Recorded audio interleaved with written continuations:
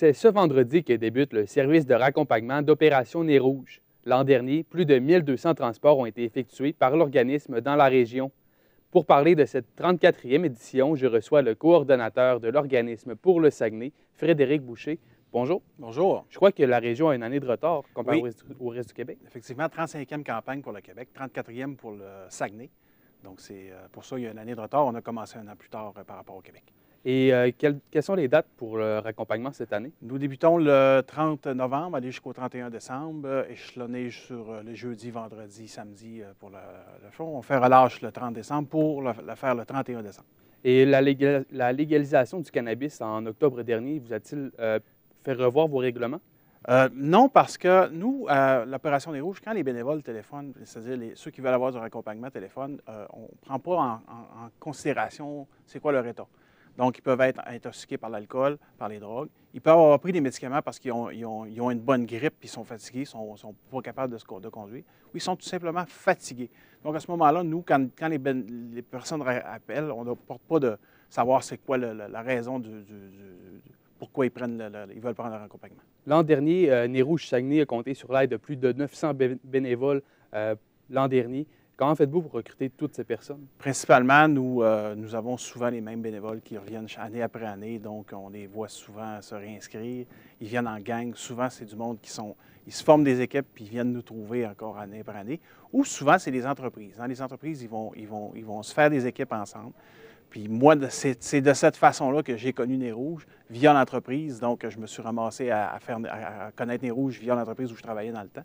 Donc, souvent, ce qu'on essaie de faire, c'est de recruter au travers des entreprises pour être capable d'avoir le plus de bénévoles possible. Puis souvent, quand le monde connaisse la façon d'opérer, ils disent à leurs amis « Hey, viens donc faire Nez Rouge avec nous, à soir, ça va être plaisant. » Fait que là, souvent, ils reviennent un autre soir puis ils ramènent d'autres personnes. Et pour ceux qui n'ont pas de permis de conduire et pas d'automobile, est-ce que c'est possible tout de même d'être bénévole? Absolument. On a toujours des besoins de postes en centrale, que ce soit pour l'alimentation, la téléphonie, l'accueil, l'accréditation des bénévoles. Donc, il y a possibilité de faire du raccompagnement. Il faut avoir 16 ans et plus pour faire du raccompagnement, pour être bénévole en centrale. Et pour ceux qui nous écoutent, qui voudraient être bénévoles, est-ce qu'il est trop tard pour cette année? Il n'est jamais trop tard pour s'inscrire. Tout simplement, on peut prendre les inscriptions le soir même. Si quelqu'un arrive et dit « Moi, je veux m'inscrire le soir même », il n'y a pas de problème, on est prêt, on lui fait remplir le formulaire. Ceux qui veulent y aller d'avance peuvent aller sur opérationnezrouge.com. Ils vont sélectionner la région du Saguenay. Puis à ce moment-là, ils vont être en mesure de remplir le formulaire soit en ligne ou soit le télécharger pour pouvoir nous l'envoyer par la suite. Donc, il n'y a pas nécessairement de formation pour les bénévoles? Non, il y a une petite vidéo qui dure à peu près une quinzaine de minutes. On explique grosso modo comment ça fonctionne. Puis si les bénévoles ont des questions à ce moment-là, on peut répondre aux questions au fur et à mesure de leur interrogation. Et l'opération Nez Rouge, ça se termine souvent aux petites heures du matin. Est-ce qu'il y a des heures de présence exigées pour les bénévoles? Il n'y a pas d'heure de présence exigée. Pardon, si une équipe dit, écoute, nous à minuit, 1 heure, on est fatigué, on veut rentrer, il n'y a pas de problème, on respecte ça. Il n'y a aucune obligation de faire des heures jusqu'à 5 heures du matin, au contraire, parce que la fatigue, c'est une cause de difficulté à conduire. Quelles sont les soirées les plus occupées? Je vous dirais, la soirée, le milieu décembre, c'est les soirées les plus occupées. C'est là qu'il y a plus de parties d'employés. Donc, à ce moment-là, c'est là qu'il y a le plus de transport disponible, puis le plus de bénévoles aussi par la fin même.